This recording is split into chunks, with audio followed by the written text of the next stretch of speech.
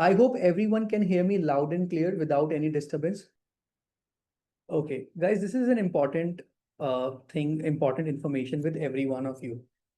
So from today, like 2nd of August, then on 16th on August and 30th of August, we are planning these 3 sessions across this month where we are going to talk about interview preparations.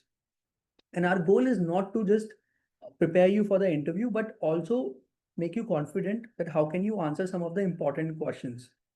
We are not considering 10, 20 questions. We are just considering 5 common questions which are important for the interview. And that's how we have kept these 3 categories over here, you can see. So today we are going to focus on SOC, cybersecurity, IT auditing and GRC. So today we are going to dedicate our time on these 3 things: SOC, cybersecurity, IT auditing and GRC. Then on 16th, we are going to focus on project management and cloud computing. When I say cloud computing, it would cover the aspects of Azure and AWS.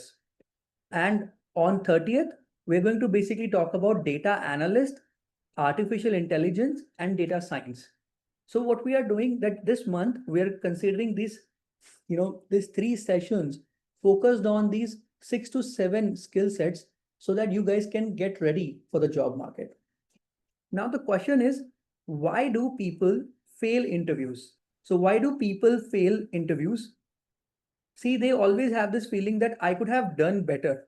We always, after every interview, you all are going to get this feeling that Naman, I would have done this earlier. I would have done this better. This is like a common feeling we all get.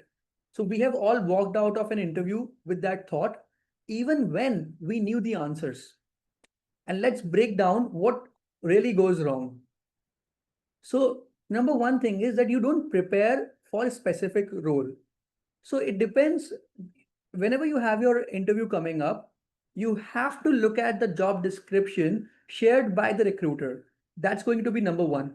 Are you noting down, everyone? Can you please note down? I request everyone, you guys have to note this down. So if you have your interview coming up tomorrow and you would like to decrease your chances of failure, then you have to make sure that you prepare according to specific job description and industry tools. So whether you go for PMP, SOC, cybersecurity or cloud, every technology, every area, every job description has different tools and requirements, and we have to prepare according to the job description. That's number one. Number two, we make a mistake. We do repetitive and generic answers, like saying I managed a few projects, I know about security. These statements are too vague. You cannot answer this way. You cannot answer this way. Okay, let me ask you this question. Is this a right statement? I managed a few projects, or I know about security. Is this the right statement? Or do you think it's vague? It's completely vague. You have to be clear and you have to make sure that you give examples. So you have to explain what you did, how you did it, and results you delivered. Every recruiter, every organization is looking for these 3 things: what you did, how you did it, and results you delivered. So whenever you talk about yourself, whenever you are answering the questions, right, it should not be vague, because we are coming into IT field very first time. There are high chances that we will make such mistakes. Okay. Now, failing to show real impact. Like, why do you fail in the interview? Because you never tell them about the real impact. So always connect your task to a result and business outcome. See, it is very important. You all are coming from a non-IT, or most of you are coming from non-IT background. So you can ask me that, Naman, I have never worked in IT. So how do I show the impact? But see, honestly speaking, this world is not that straightforward. You will have to make sure that you have scenarios, you have examples, you have some business outcomes to be shared. If you're able to make such stories, then you will be able to show real impact, even if you're coming from non-IT background. Okay, so that is very important. So showing real impact in your interview actually help you to win the hearts of the interviewers, and that's very important.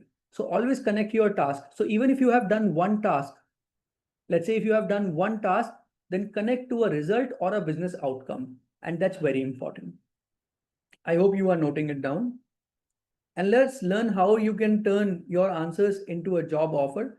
And that's why I would like to welcome Mr. Pulkit. So, Pulkit, I would like to welcome to this session. I mean, we have 5 questions for you.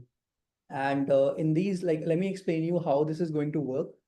I'm going to ask you a question, okay? And the question is going to be written on the screen. You'll be seeing the first question, like I'm showing the first question on the screen, and I'm going to ask that question to you. Now you have to basically answer that question. You have to basically answer that question, and while answering, you have to teach a student as well that how can they answer this question. Okay, so the first theme, this is to every one of you who is listening to me right now. The first theme is going to be on cybersecurity and SOC. So people who are trying to get into cybersecurity and SOC, please come in front and listen to this session carefully and attentively. So, Pulkit, the first question to you, could you please introduce yourself? Okay, so Naman, first of all, thank you for this particular opportunity.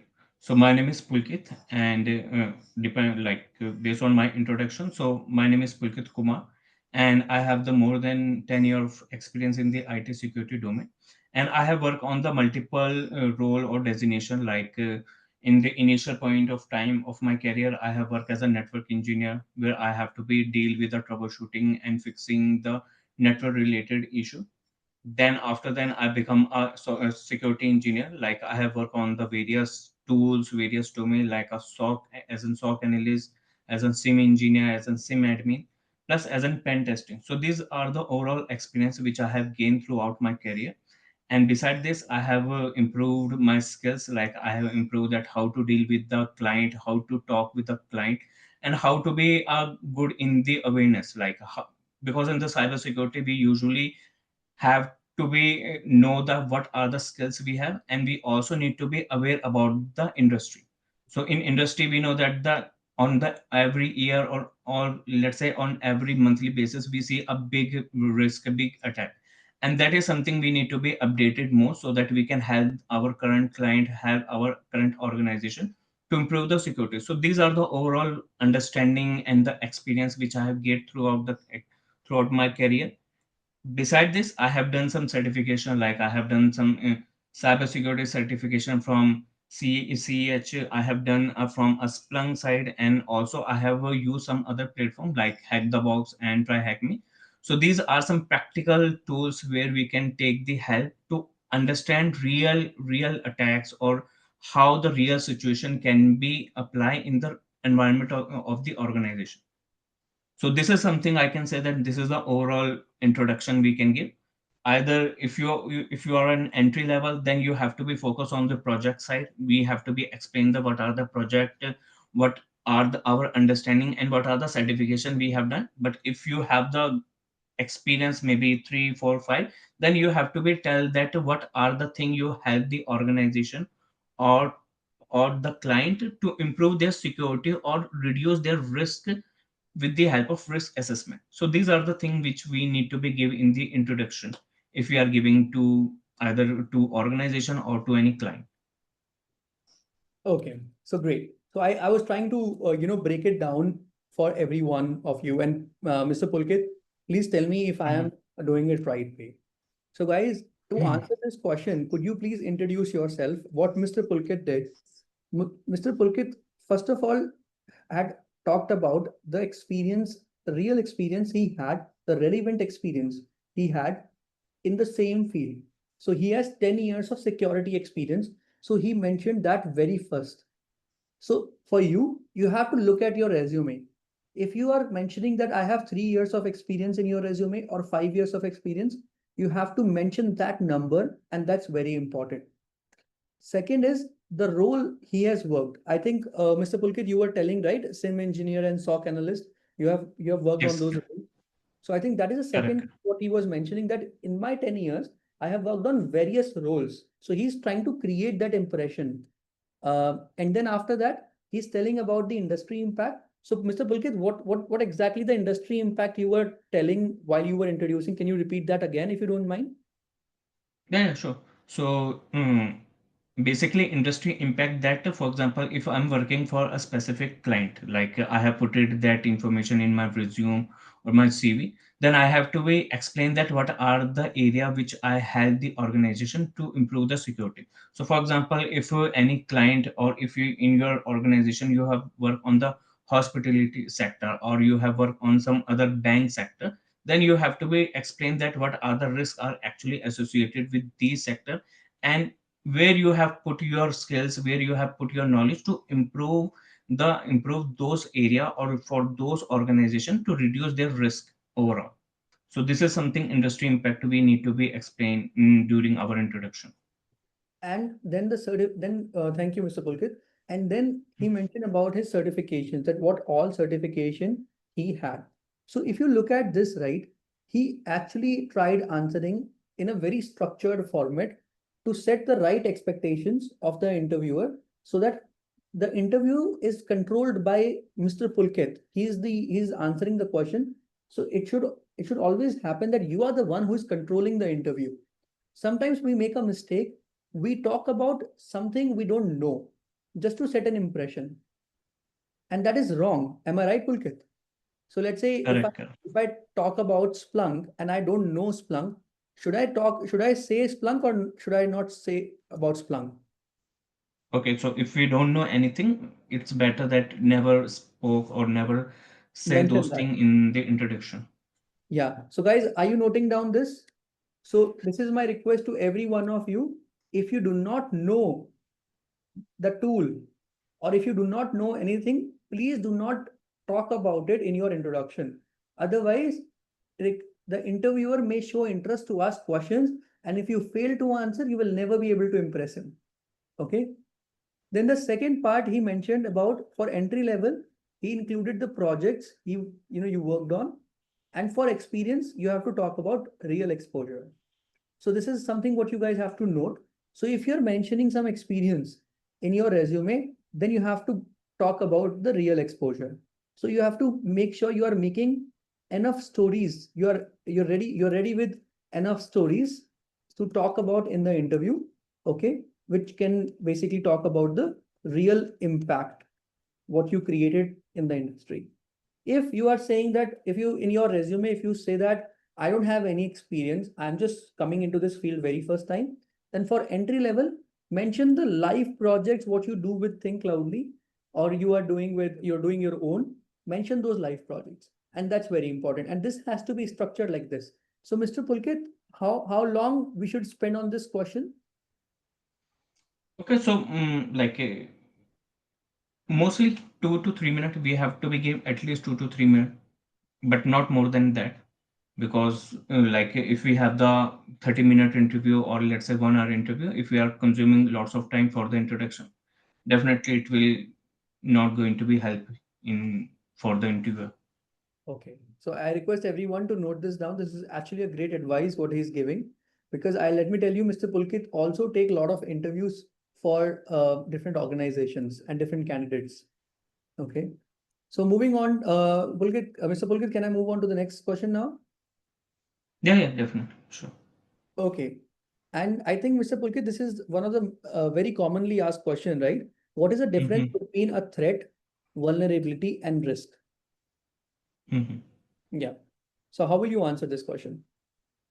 Okay, so vulnerability, threat, risk, like this is something which is really common example. Either if you're an experienced person or maybe if you're a fresher, this can be a something where like it can be a chance that this question will be going to be asked.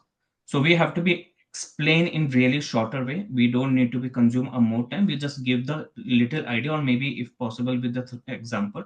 So for example, vulnerability is kind of a weakness or it kind of a bug which is present on a system or in the environment of the organization, let's say for example any operating system which is unpatched, any application which is outdated, which having the outdated version. So this is what we call the vulnerability. Also security misconfiguration is also part of the vulnerability. Now, where threat is something which is a potentially cause of unwanted incident. Like for example, if hacker try to break, take the advantage of any vulnerability to exploit any kind of a system. So that is what we call the threat. And risk what we call the potential. Like what are the potential impact if the vulnerability get exploited? Like how much damage, how much loss we will going to be faced. That is something covered inside the risk. Great. I think you could able to understand this, the difference between threat, vulnerability, and risk. But just note this question down, guys. You can read more about it, and the answer what Mr. Pulkit gave, I think that will also help you. But this is a very commonly asked question. Moving on to this question number three. What is SIM and have you used one? So, Mr. Pulkit, what is the best way to answer this? Okay, so first thing is that the SIM is something which we call the security monitoring tool.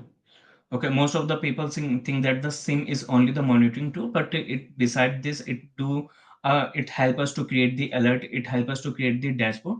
So if you want to be give any explanation to the someone who taking your interview, then you have to be mentioned that the SIM is basically is the security information event management tool who collect the logs from the different sources, and then we correlate those logs to make a thing usable, like either in the form of report or in the form of alert, or with the help of dashboard we can also provide the real time monitoring as well.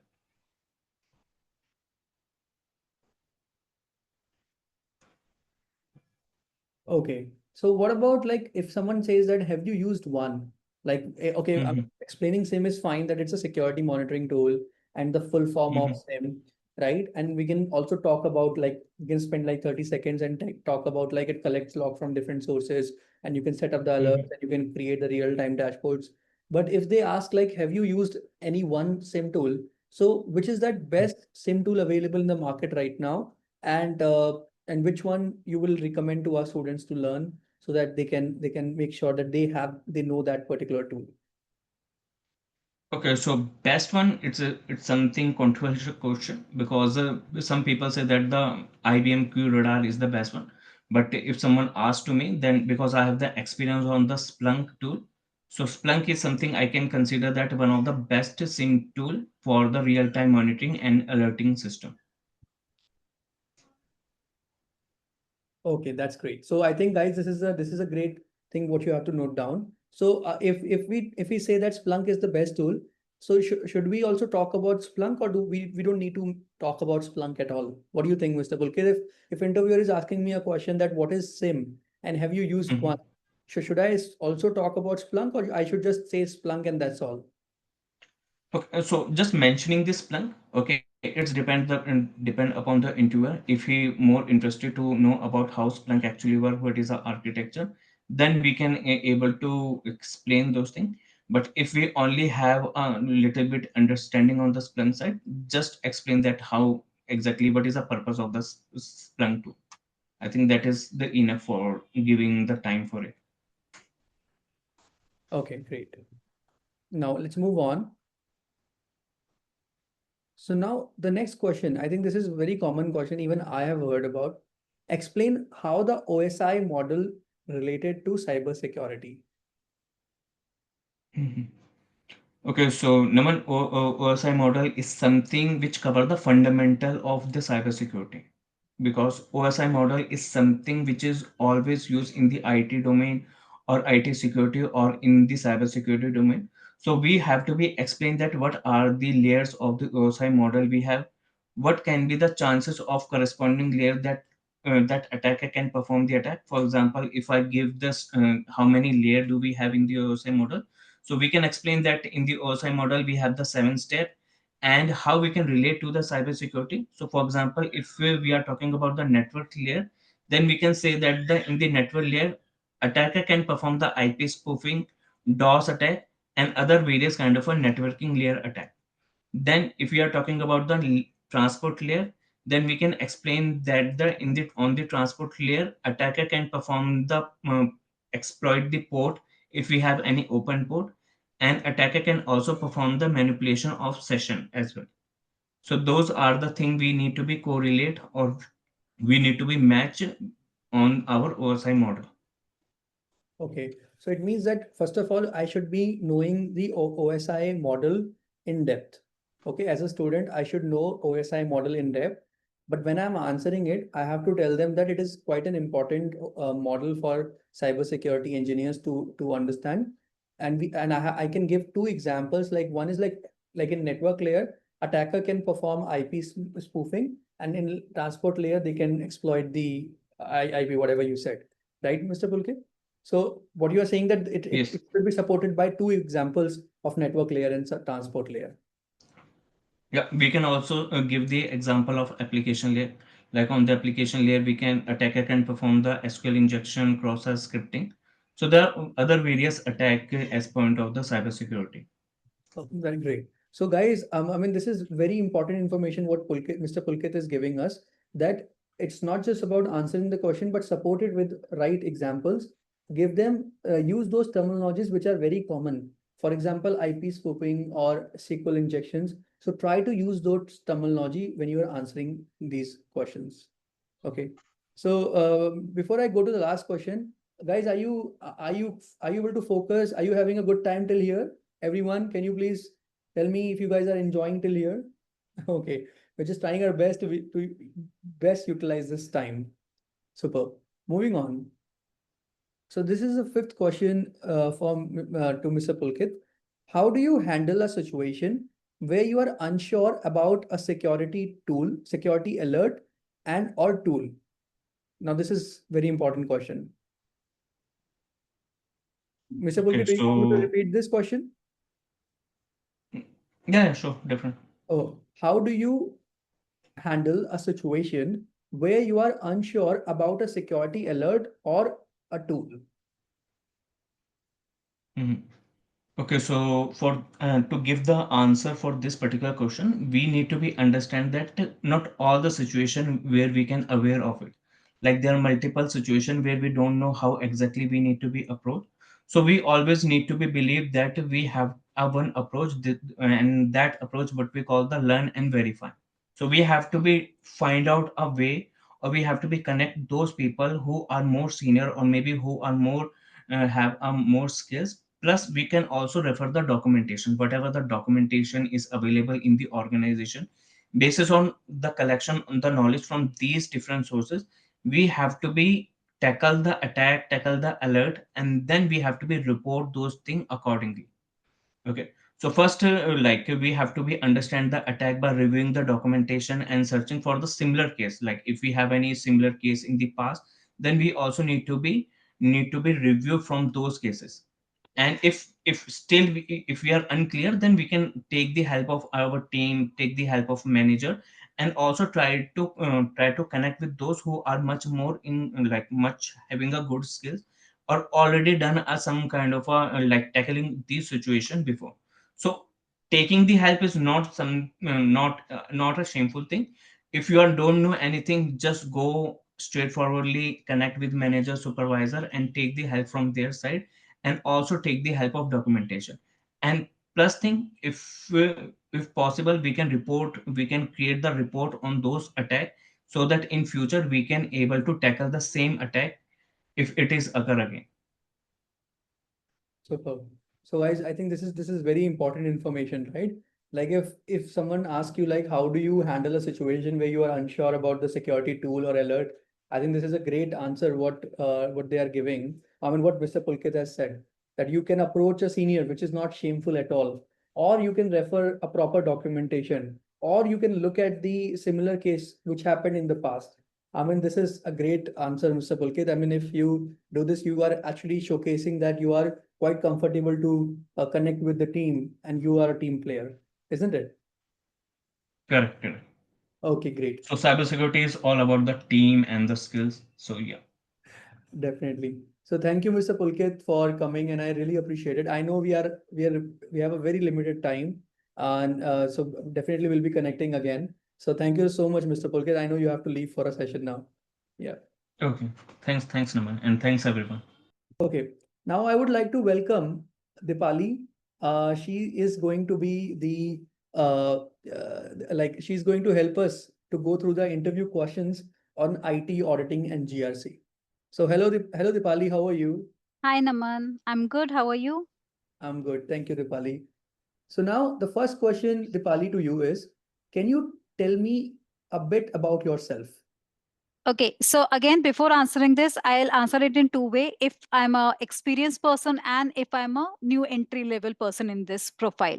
So if I'm new person or entry level job, or you can say fresher in this profile, the answer what I'll give is will revolve around what the profile is. So I'll say that hi, I have passed from this college on this degree, and currently I'm working in this organization. And what I am expecting from this GRC profile is basically I have knowledge about IS 27001 and other regulations regarding privacy as well, GDPR, HIPAA, CCPA. And from the technical profile, I have experience in technical knowledge. I have worked on the project as well related to ISO 27001, PCI DSS, ISO 27701. So from this interview, I'm basically targeting to get into this job so that I can help your organization and my personal growth as well. This would be my answer if I'm looking for a fresher. Reason because as of now, we don't have any experience to showcase what all you have worked on. But you can show to them that what all knowledge you have. So if you talk about the regulations and certificate, it will give an impression about you that you are well qualified for this job. So make sure that whenever you are going for any interview and when you have no experience on that profile specifically, you still have knowledge about those profiles. You know about the regulations, you know about the certifications.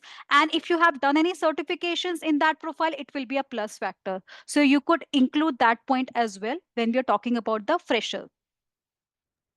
Okay, so Dipali, thank you for answering it. How can we structure it? Like, what do you think? Like, if I start writing the first point, what should I start talking about when I'm introducing myself? The first thing you need to say about your name. Okay, Okay. I'm Dipali Srivastav.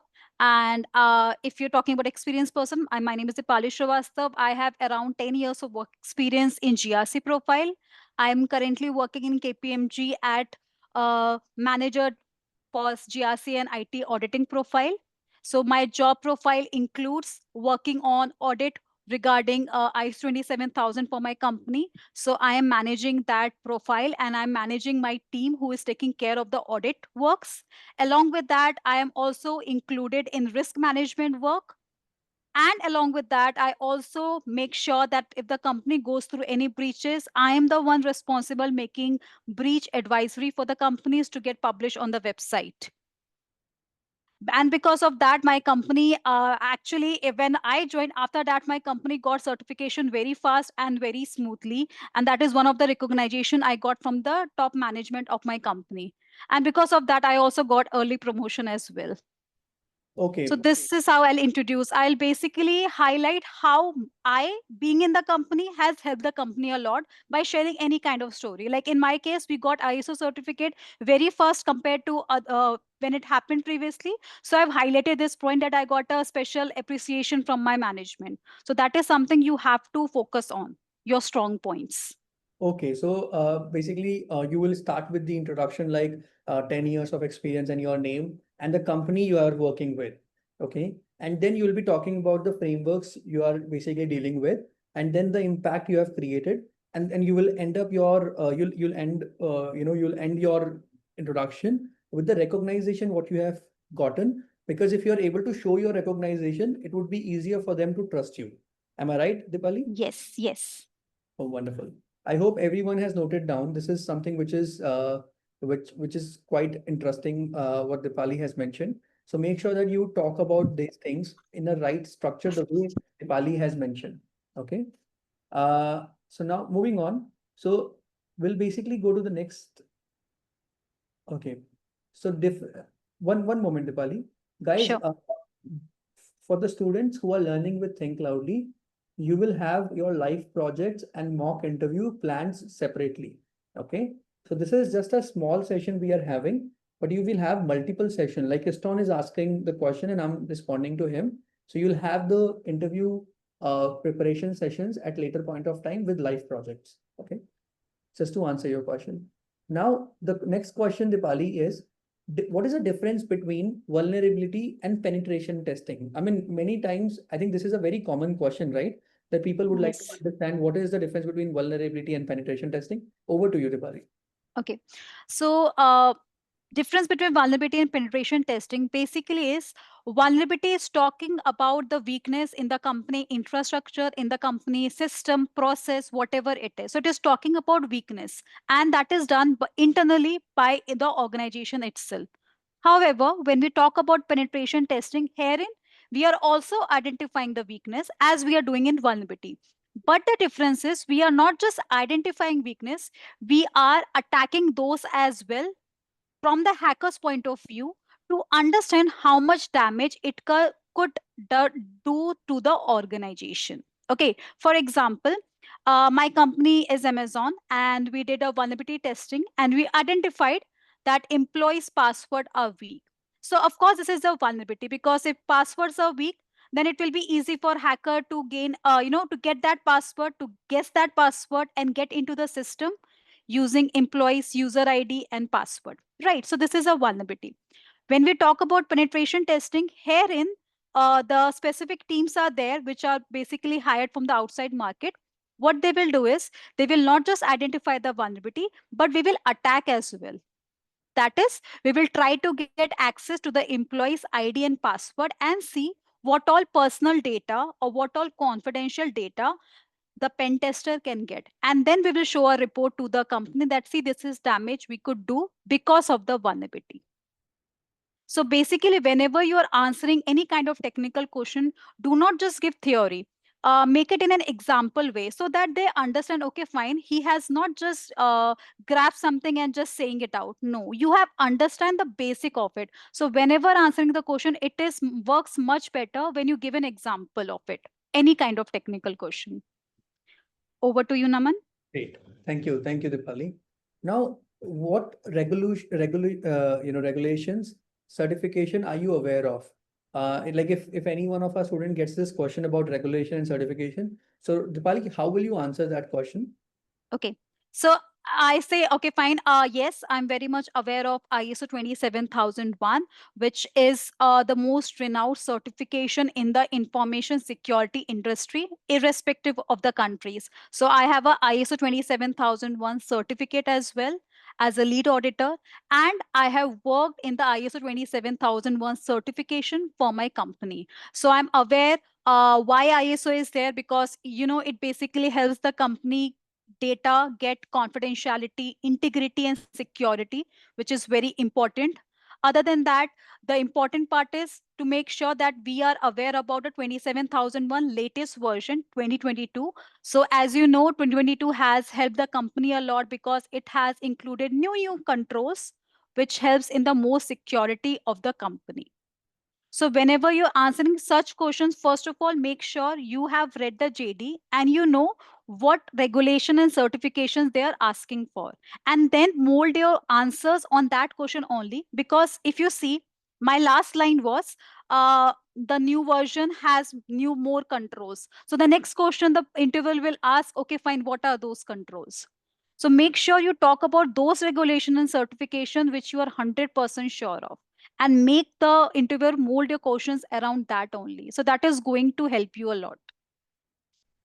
Okay, I think that's Over a to you, great Naman. piece of advice, Dipali, that we can certainly mention on the certification and regulation we know, but it will be more impressive if we talk about those regulations and certifications which are mentioned in the job description, so that you can go closer to their ask, the real ask, right? So I think that's a wonderful piece of advice. Thank you, Dipali. So 1 second, let me just go to the next question now. Okay. So the next question is, the profile you are targeting, what is the importance of that profile, and why is that profile is required, and what is the impact of the same? I think this is like mix of 2 or 3 questions, but this is again a very common question. You have to basically talk about your profile you are targeting, importance of that job profile, and why that job profile is required, and what is the impact of the same. So over to you, Dipali. Please, guys, I request everyone to listen Dipali very, very carefully. Okay, I'm just going to answer the question. If I'm targeting risk management profile, okay, then I'll answer my question. So the profile, I know this profile is talking about risk management, and I feel risk management profile is very important these days because a company faces lot of risk every day, starting from financial, technical, legal, so many risks. So if we have a risk management profile person, they will identify the risk and recommend the work on those risks. So basically we work on prevention is better than cure concept. So we are the person who makes the company ready to handle any risk. We are the person who makes sure that the company does not faces the risk because we have identified it before only and give recommendations on that. For example, many times we see that when employee have pen drive with them and they insert the pen drive in the company's laptop or desktop and they take any confidential data, now that confidential data is with that employee. He can take that pen drive home or hard drive home and he can do anything with that. So that is something my company won't have power over. So that confidential data could be at risk. And we know in today's world, data is the king. So we have to protect that. So we as a risk management professional would have identified that risk before it damaged the company and say to our organization, recommend them that make sure that no pen drive or any kind of removable media is allowed in the organization to be used by the employees. Now, if that rule is there, the risk of the data being lost or stolen will never happen. So I feel that is why this risk management profile is very important. And because of new cyber attacks, cyber risks which are happening, this is the person who is making the company ready to face all those. So in this way, if you see again, first I have answered what that profile is all about. And then again, I have given an example to show what impact it could have if we do not have this profile in place. And why in future also this profile will always be in demand. Over to you, Naman. Oh, that's great. I mean, that's certainly great. So I hope everyone enjoyed the session till here. Yeah, I hope you are little more prepared now to answer the question, just like the way Dipali is answering very confidently. I think this is the same level of confidence you all have to keep. Okay, so make sure that you do it. Okay, so Dipali, we have one question for you. So someone is asking, what about in situation where you have experience but you don't have certification? How do you present yourself in such scenario? Like sometimes students don't go for certification, sometimes they want to go for certification later. But I think Dipali, having certification is important, right? But in case Yes. they don't have it, but still they have experience. In that case, what should we do? If you do not have certification, that is perfectly fine. See, it is always good to have that, but let's face a situation wherein you do not have. So you can answer the questions in a way. Like, for example, if I talk about ISO 27001, you can tell them what all knowledge you have. And then you can say, even I'm targeting to get certified by next month, or I'm planning to get certified this year. Like this, you can say. But before saying that, showcase what all knowledge you have about that certification. So that will portray a picture. Okay, fine, even this person do not have that certificate, but he knows much more. So your profile will never be rejected on this basis that you do not have certificate, because you know everything and you are saying also that you are targeting to get certified this year or this month, like that. Great. So thank you, Dipali, for joining us. I really appreciate your presence, and I think every student actually could able to learn something new. So thank you, Dipali, and we'll definitely invite you in future sessions. Appreciate it. Thank you, Naman. Thank you for watching. Switch from non-IT to IT today. Explore www.thinkcloudly.com.